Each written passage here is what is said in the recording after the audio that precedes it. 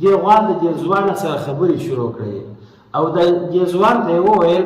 چې ای ځوانه ته پر ما سپور شه، زما پر ملا سپور شه، دا چې ته پر پښو روان. الحمد لله رب العالمين والصلاة والسلام على أشرف الأنبياء والمرسلين، أما بعد. السلام عليكم ورحمة الله وبركاته. قدرمنو لیدونکو او اوریدونکو، نن موږ د سورة البقرې څخه یو قصه بیانوو چې هغه د یو غوا قصه ده او الله سبحانه وتعالی په دغه قصه کې د انسانانو لپاره ډیر درسونه او نصیحتونه ایښي دي. قصه دا ده، په بني اسرائیلو کې د الله سبحانه وتعالی یو نیک بنده و، د هغه یو ماشوم بچی و چې د هغه عمر ډیر کم و. دغه سړي په خپله سرمایه او مال کې نور هیڅ نه درلودل، صرف یوه ګستره یې درلوده. دې سړي دا خپله ګستره را روانه کړه او یو ځنګله ته یې بوتله، په هغه ځنګله کې یې ایله کړله او الله سبحانه وتعالی ته یې وویل چې ای لویه خدایه، دغه ګستره ما تا ته امانت درکړې ده زما د بچي لپاره، تر څو چې هغه ځوانېږي. بیا د دې وروسته دا سړی وفات شو، الله سبحانه وتعالی دی مړ کړي او هغه ګستره په هغه ځنګله کې غټه سول او د هغه څخه یو ډېره ښایسته غوا جوړه سول. هر وخت چې به هغه غوا یو انسان ولیدی، هغه غوا به د هغه انسان څخه تښتېدی او د هغه څخه به ولاړله. الله سبحانه وتعالی د دغه نیک او صالح انسان بچی ځوان کې هغه د خپلې مور ډېر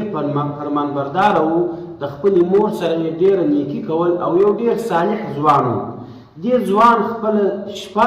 3 حصې کړې وه. د شپې په یوه حصه کې به یې خوب کاوه او د شپې په 2مه حصه کې به یې د الله سبحانه وتعالی عبادت کاوه او د شپې په 3مه حصه کې به یې د خپلې مور خدمت کاوه. د مور سر ته به ناست و چې د هغې به کوم ضرورت او حاجت و هغه به یې ورپره کاوه. او دغه ځوان به د ورځې کاروبار کاوه. کاروبار یې دا و، ځنګله ته به تللی، هلته به یې بوټي ماتول، د هغه ځای څخه به یې بوټي راوړه، په بازار کې به یې خرڅول. کومې پیسې چې به په لاس ورغلې،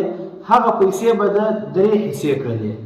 یوه حصه به یې د الله سبحانه وتعالی په لار کې خیرات او صدقه کړې، 2مه حصه به یې پر خپل کور او بچانو مصرفولې او 3مه حصه به یې خپلې مور ته ورکولې. یوه ورځ مور ورته وویل، بچیه، ستا بابا تا ته په میراث کې یوه ګستره در پرېښې ده چې هغه په هغه پلانکي ځنګله کې ستا پلار ایله کړې ده. ته ورسه هغه ګستره او هغه غوا راوله، هغه ځنګله ته ورسه او الله سبحانه وتعالی ته په دغه رقم دعا وکړه چې ای د ابراهیم، اسحاق او اسماعیل علیهم السلام خدایه،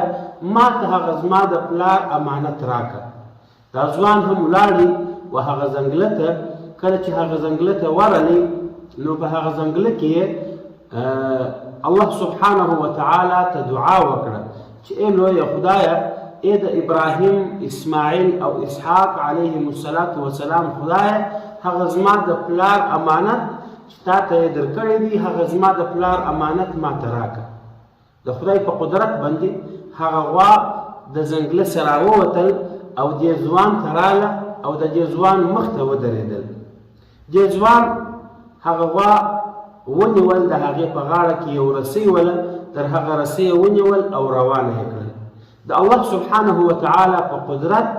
دې غوا د دې ځوانه سره خبرې شروع کړې او د دې ځوان ته یې وویل چې ای ځوانه، ته پر ما سپور شه، زما پر ملا سپور شه، دا چې ته پر پښو روانې، ستا لپاره اساني دا ده چې ته پر ما سپور شې او خپل کور ته سپور ولاړ شې. ځوان ورته وویل چې زما مور ما ته اجازه نه ده راکړې، هغې ما ته وویل چې دغه غوا به ته در غاړه نیسې او ما ته به یې راولې. دا غوا ورته وویل چې ای ځوانه، که چیرې ته پر ما سپور شوی وای، زما د بني اسرائیلو په خدای قسمې، بیا به تا زه هېڅکله هم نه وای لیدلی. او ای ځوانه، ته د خپلې مور سره د نیکۍ کولو په خاطر الله سبحانه وتعالی دې مقام ته رسولی یې. که ته یو غره ته ووایې چې د خپل ځای څخه وخېږه او زما سره روان شه، هغه غر به هم ستا سره روان شي. بیا دا ځوان دغه غوا کور ته راوستل. مور یې ورته وویل چې بچیه، ته د ورځې بچ ماته په ځنګله کې او د شپې ټوله شپه پر عبادت ولاړې ډېر ستړی ته ولاړ شه دغه د پلار چې کوم امانت تا ته یې در پرېښی دی دغه د پلار میراث دغه غوا په بازار کې خرڅه کړه او په هغه پیسو به ته یو کاروبار شروع کړې ستا ژوند به یو څه وساسي دې ځوان د مور څخه پوښتنه وکړه چې موره دغه غوا زه به بازار کې په څو روپۍ خرڅه کړم مور یې ورته وویل چې بازار ته ولاړ شه ګنج ته دا بوځه دا په 3 دیناره باندې خرڅه کړه خو دا خبره واوره چې پر هر چا یې خرڅوې زما سره به یو وار مشوره کوې دې ځوان دغه غوا بوتله ګنج ته بازار ته هلته الله سبحانه وتعالی خپل قدرت انسانانو ته وښکاره کاوه او الله سبحانه وتعالی د ده څه امتحان اخیستی چې دی د خپلې مور خبره د کومې اندازې مني الله سبحانه وتعالی دغه ځوان ته یو ملایکه راواستول د یو انسان په شکل دا ملایکه ورته راغله د دې ځوانه صاحب پوښتنه وکړه چې ځوانه دا غوا خرڅوې ده ورته ویل د دې قیامت څو دی ده ورته وویل چې دا په 3 دیناره خرڅوم خو دا شرط لرم چې د خرڅلاو مخکې زه د خپلې مور سره مشوره کوم د هغې په اجازه یې خرڅوم هغه ملایکې ورته وویل چې د انسان په شکل راغلی وه هغه ورته وویل چې دا غوا پر ما باندې په 6 دیناره خرڅه کړه خو د مور سره مشوره مه کوه دغسې یې راباندې خرڅه کړه 6 دیناره به درکړم د 3 دینارو پر ځای به زه تا ته 6 دیناره درکړم د مور سره مشوره مه کوه دا غوا پر ما خرڅه کړه دا ځوان ورته وویل چې ای انسانه که د دغه غوا د وزن مطابق سره زر هم ماته راکړې د مور د مشورې بغیر دا غوا زه نه خرڅوم دی واپس کور ته راغلی مور ته یې دا قصه وکړه چې یو سړی راغلی دا غوا یې زما څخه 6 دیناره غوښتل او ما ته یې وویل چې د مور سره به مشوره نه کوې مور یې ورته وویل چې سبا چېرته کله بوځې هر چا چې رانیول په 6 دیناره یې ورکړه خو زما سره به مشوره کوې د الله سبحانه وتعالی قدرت و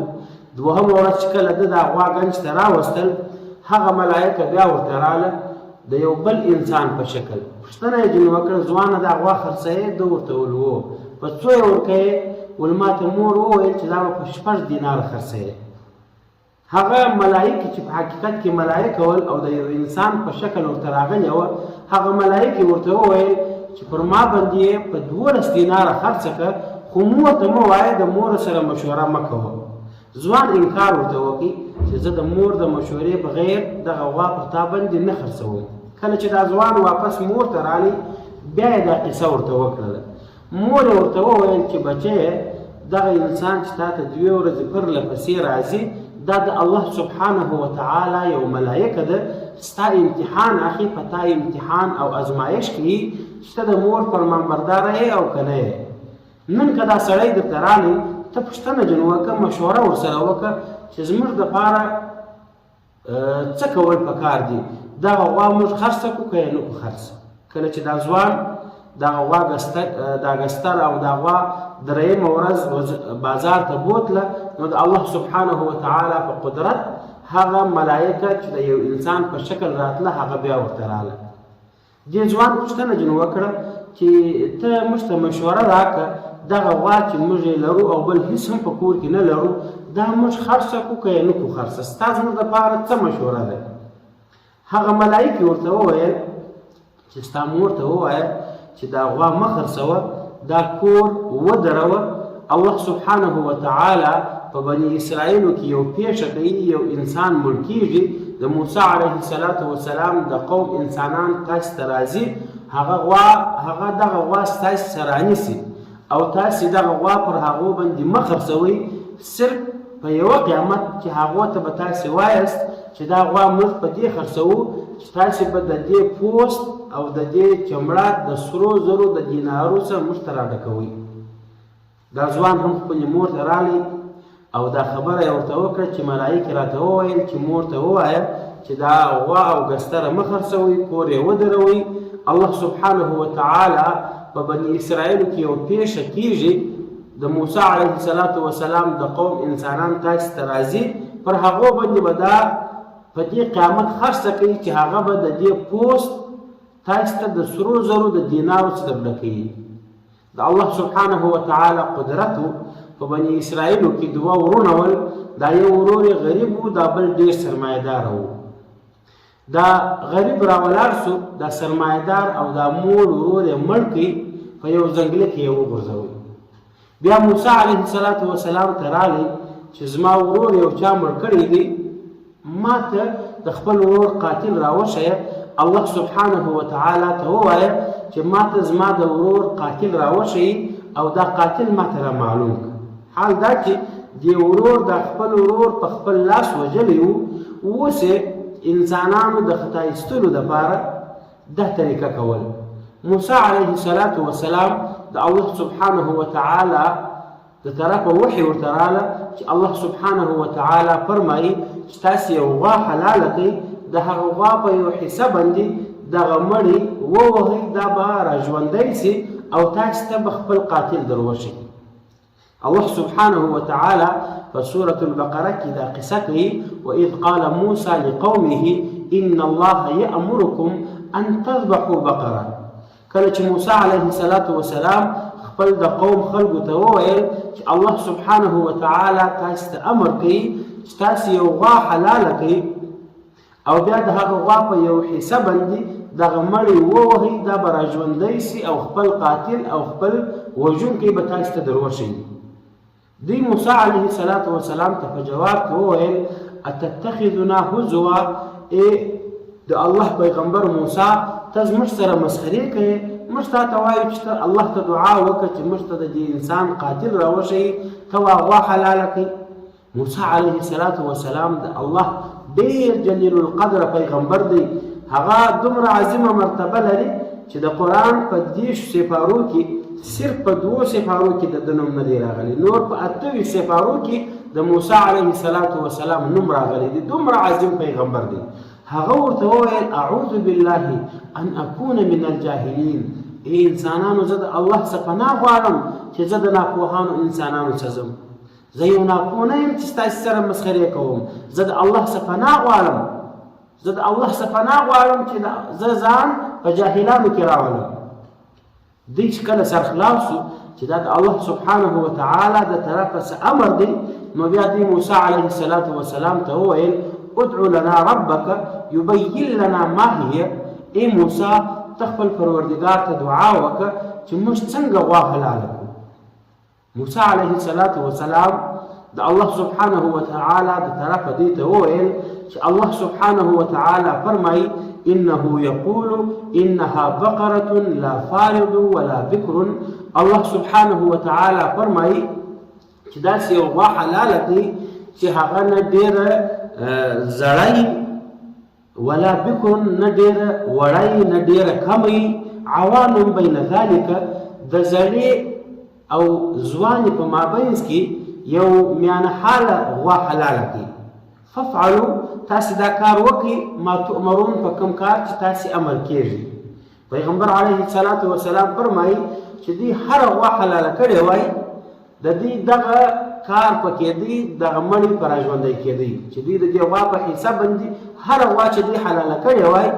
او د هغې په یو حساب باندې دا مړی وهلی وای، الله سبحانه وتعالی دا مړی راژوندی کوي. خو دوی سوالونه شروع کړله د خپل عادت مطابق، دوی دا خپله خبره ځان ته نوره سخته کړه. بیا یې موسی علیه السلام ته وویل: قالوا ادع لنا ربک یبین لنا ما لونها. ای د الله پیغمبر موسی ته الله سبحانه وتعالی ته ووایه چې دغه رقم غواوې خو ډېرې دي، ما لونها، موږ د کم رنګ غوا حلاله کړو، دا رقم غواوې خو ډېرې دي، څنګه غوا حلاله کړو چې رنګ یې څنګه وي. موسی علیه السلام د الله سبحانه وتعالی د طرفه دې ته وویل: انه یقول،